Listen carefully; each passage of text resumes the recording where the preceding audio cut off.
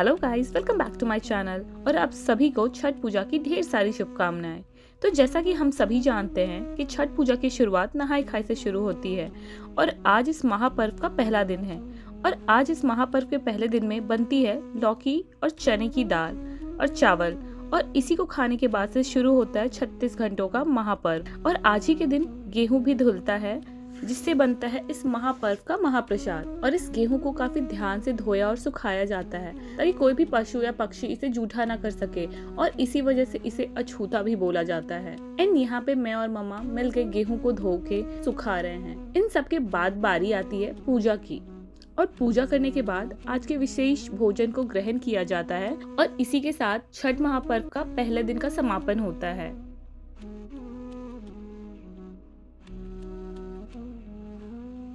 और आज छठ महापर्व के दूसरे दिन की शुरुआत है और इस महापर्व के दूसरे दिन को खरना पूजा बोला जाता है।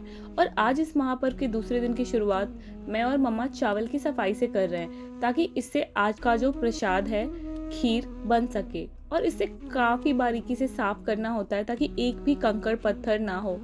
और इन सब के बाद शुरू होता है प्रसाद बनाने का कार्यक्रम। और आज के इस खरना पूजा में बनती है खीर और रोटी।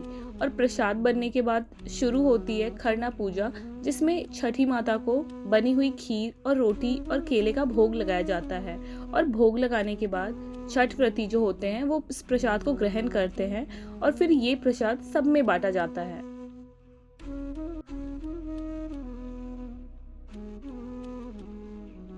यहाँ पूजा करने के बाद मम्मा सबको टीका एंड प्रसाद दे रही हैं और इन सभी के साथ ही छठ महापर्व का दूसरा दिन भी समाप्त हुआ।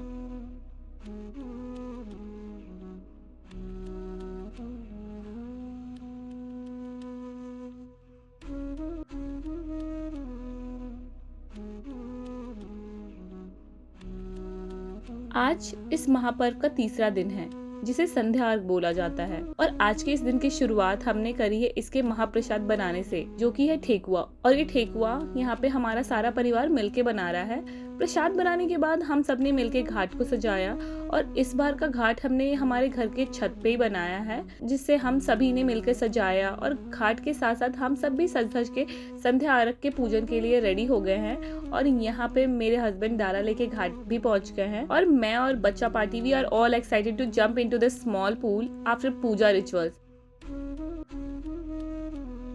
एंड फिर शुरू हुई पूजा और मम्मा यहाँ पे डूबते हुए सूर्य को अर्घ दे रही हैं। और यही तो इस फेस्टिवल की खूबसूरती है कि ये सिर्फ उगते हुए सूर्य को ही नहीं, डूबते हुए सूर्य को भी अर्घ दिया जाता है।